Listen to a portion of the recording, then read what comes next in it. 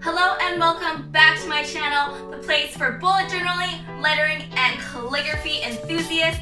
So today, for my very first lettering video on this channel, I am going to be covering the basics of brush calligraphy and brush lettering. I'm going to break things down so that it is super easy for any beginner who is just starting out. I also have something special at the end of this video, so make sure you watch to the end. So without further ado, let's get to it. The first thing I need to explain is what is brush lettering versus brush calligraphy. Lettering is the art of drawing the letters, while calligraphy is the art of beautiful writing. For the word brush in front of it just specifies what medium you are using to create your work.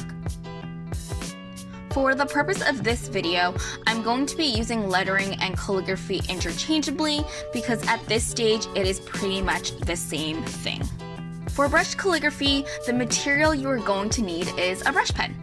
What makes a brush pen is the tip of it is like a paintbrush.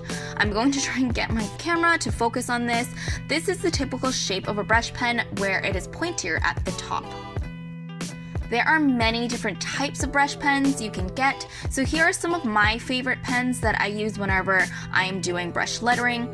The first here is the Tombow dual brush pen.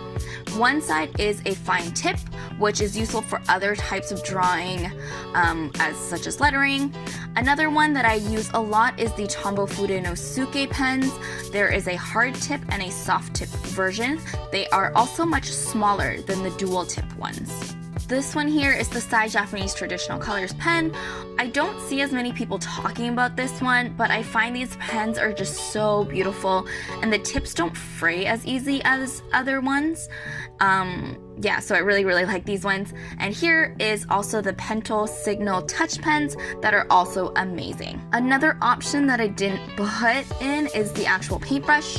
They work just as well. You just need to have some sort of paint or ink for you to dip your pen in. Now, two things that I think that are super important to consider when you're choosing the brush pens. The first thing is size. Brush pens come in various sizes. You'll find the ones that are larger, like the Tombow dual brush pens. These ones are much thicker and larger than some of the other ones you will find. And you will find ones that are smaller size, such as the Pental Signo Touch. This one is better for small writing, like in your everyday notebook, or if you're taking notes or anything like that. The difference here depends on what kind of lettering you want to do. Obviously, it is much harder to write smaller with a large pen, while if you want to have a bigger title or a lettering piece, the smaller pens create a much thinner line. This is something to consider when you're looking at the pens. The second aspect of brush pen to consider is the flexibility of the tip. What I mean about it is how stiff the tip is when you are pressing on it. There is usually a range from hard to soft tip. The hard tips, such as the Fudenosuke from Tombow, is you have to push down harder to get a thicker line, while you don't have to do that much. You don't have to be much lighter when you're writing your thinner line. Comparing this to the Sai pen here, which is much more flexible and soft tipped, you have to be more in control of your pressure when you are doing your lighter strokes and when you're doing your thicker strokes. It is much easier to get it because it is a flexible tip. I'm exaggerating here just to show you the contrast you can get between the thick and thin lines. I'm going to show you the difference between the hard tip and the soft tip in the upstrokes and the downstrokes, which I will cover a bit later in the video, but as you can tell, the contrast between the lines, even if I'm using similar pressure on the two pens, look very different. I would say that you even actually have to press a bit harder when you are using a hard tip pen to just even get a slightly thicker line than a soft tip pen.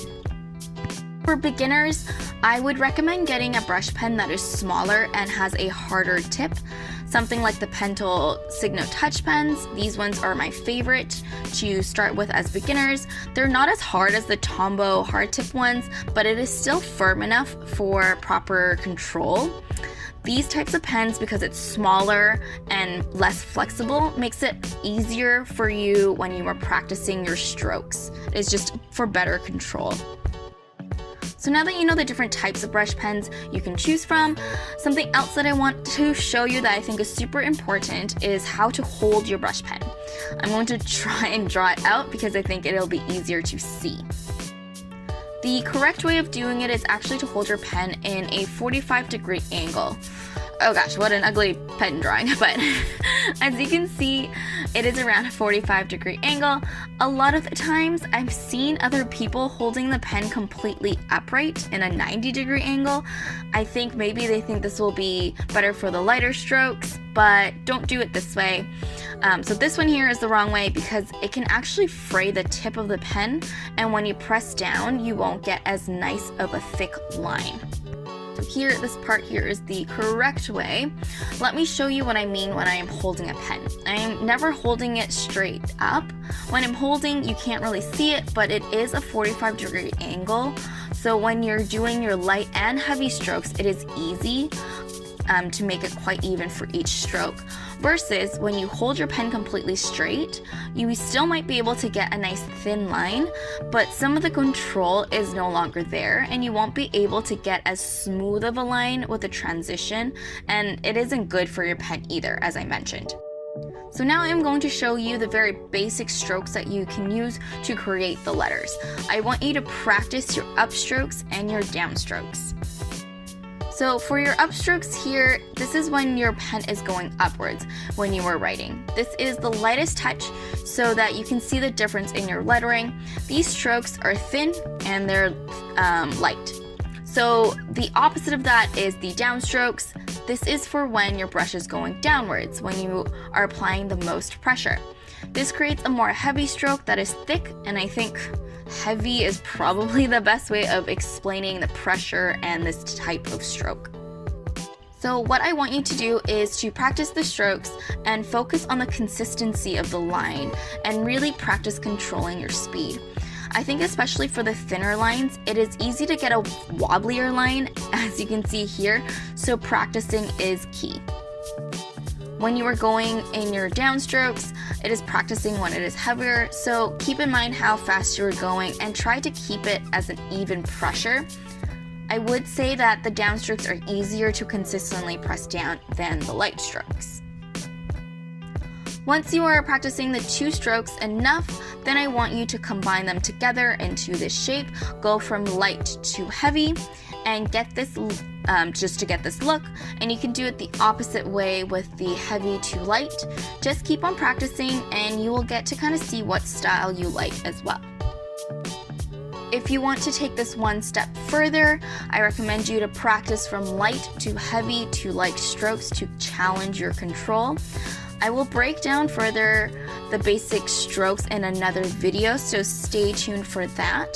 But these two strokes really are just the fundamentals, and really it's a great way to explain the two different pressures you put on your pen when you are doing brush calligraphy to create any sort of words and letters. Thank you so much for watching. I hope you learned something new. If you have any questions or just a comment, make sure to leave it in the comments below. If you like this video, make sure to like it. And if you want more content like this, make sure to subscribe. Now, as I promised in the beginning of this video, I have something very special for those of you who watched to the end. In my description down below, I have a practice sheet that is perfect for beginners who are starting out in brush lettering for you to download. It is free and it is for you to keep practicing, and I hope that it is super helpful. So that's it for me today. Make sure to follow me on Instagram, as always, @TheLetteredCreative, and I hope you have a wonderful day and have a wonderful time practicing. Thanks. Bye.